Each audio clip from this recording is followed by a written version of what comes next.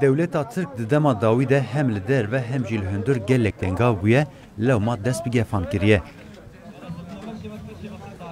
Endamê destê hevserokatiya pêdê Salih Müslüm bi van gotinan gefên Devleta Tirk ên dijî herêmê tîne ziman.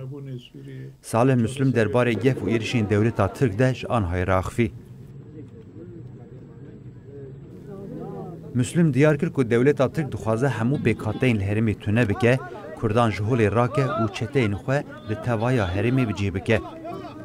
Salih Müslüm eşkere got, koalîsyona AKP-MHP di hundir de têk çûye, gelên li Tirkiyê nema weke berê piştgiriya wê dikin. Devleta Tirk di vê dema dawî de hem li derve hem jî li hundir gelekî tengav bûye. Ji bo ku vê koalîsyonê ser lingan bihêle û şerê xwe bi gelê Tirkiyê bide rewakirin, gefan dixwe.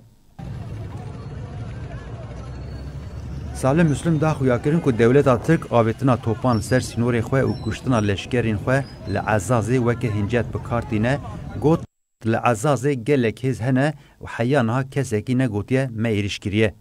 Mafê gelê me yê ku xaka wan hatiye dagirkirin heye ku çalakiyan bikin. Ji ber ku kes dagirkeran li ser erdê xwe qebûl nake. Çalakiyên gelê me heta niha li herêmên dagirkirî çarçoveya xweparastina rewa dene.